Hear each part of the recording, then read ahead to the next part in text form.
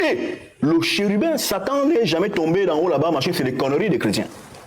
Il était, je t'avais établi sur ma montagne. Mais la montagne, c'est le paradis terrestre.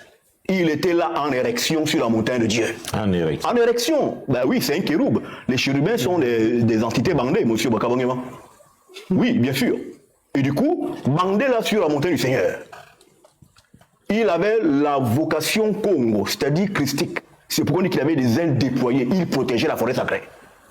Qu'il devait donc donner, transmettre au pouvoir la connaissance universelle à l'homme. De sorte que l'homme connut le bien et le mal sans plus mourir. D'où on dit à l'homme, si tu manges ce fruit, tu mourras. Au fond, devient d'abord immuable, immortel.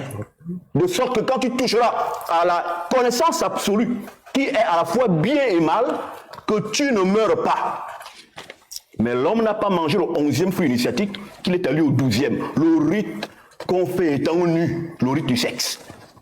Et c'est pourquoi justement, dans la forêt sacrée, quand ils ont fini de commettre le crime, ils partent trouver d'autres entités qu'on appelle les arbres. Ils partent trouver là qu'on appelle le figuier, qui lui apprend la science des justifications. Et là, ils font des pailles pour cacher le sexe. Pourquoi cacher le sexe? Parce que c'était là le crime. Il était nu. Et du coup, ils ont caché les parties qui avaient un lien avec le crime commis. C'est-à-dire celui de la connaissance absolue, celui que le corps matériel ne peut pas supporter. Alors, dans cette histoire... Le crime, vous l'écrivez, bon. Pardon? Le crime, vous le décrivez un peu. Alors, le crime qui a eu en Éden, c'est que... Le corps matériel n'a pas supporté. Le corps matériel n'a pas supporté, parce que vous savez, monsieur Bakabangema, lorsque l'homme fait sexe, vos trois corps parcourent le cosmos dans son entièreté. C'est-à-dire? Vous avez le corps physique, vous avez la dimension mystique, vous avez la dimension spirituelle. Ces trois corps s'entrelacent, et c'est cet entrelacement de l'indissociabilité qui crée en vous le goût, le goût sexuel. Et une fois que ce goût est créé, que vos corps sont entremêlés, cet entremêlement fait de vous un être qui a connu l'univers dans son entièreté. C'est pourquoi on parle de l'arbre du bien, c'est-à-dire des fréquentations mystico-vibratoires du haut, de pure lumière, et du mal, c'est-à-dire les fréquentations mystico-spirituelles du bout du monde, c'est-à-dire là où le monde finit. Et c'est pourquoi, trivialement, dit-on souvent que Minengan le Satan, que la femme c'est le diable. Pourquoi? Parce que dans l'imaginaire, la femme représente le mal. Mais le mal dans quel sens? Dans le sens que le mal dans l'ésotérique Congo symbolise la fin du monde vibrant.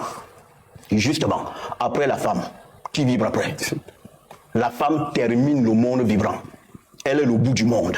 Elle est la terminaison. Après la femme, c'est le chaos.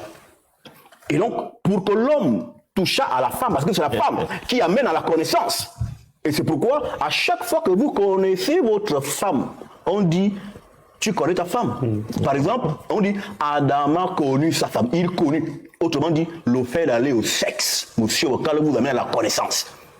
Le sexe est une voie d'illumination. Et donc, l'homme s'est illuminé très tôt que le corps matériel n'est pas parvenu à supporter le degré de lumière reçu. C'est pourquoi nous mourons.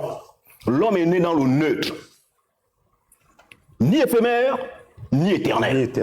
Il devait donc faire un cheminement qui aurait éternalisé, divinisé le corps matériel, de sorte qu'il devint un Dieu qui vit éternellement. Et vivre éternellement ne veut pas dire qu'on ne meurt pas. L'éternité a une fin.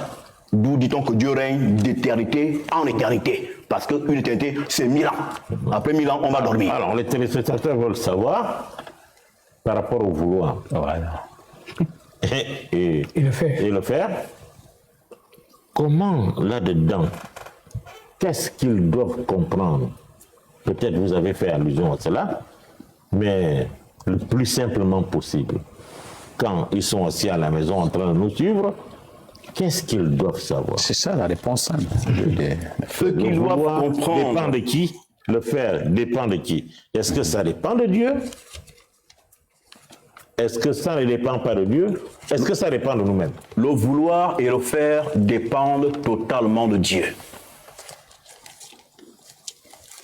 Dieu n'est pas ignorant, il n'ignore rien de vous. Il est omniscient, il a la connaissance qui dépasse même la dimension de l'infuse. Dieu ne peut pas être surpris.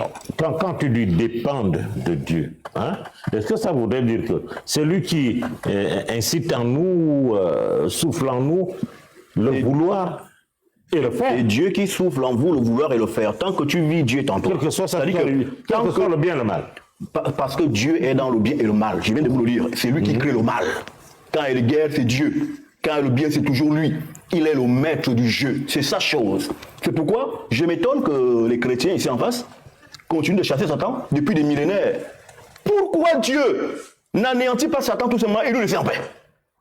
Mais ils vont jeter le feu, le feu, le feu, le feu. Et ils nous disent le feu, le feu, le feu. Mais Satan d'abord c'est déjà un feu au départ. Vous jetez quel feu vous jetez à Satan?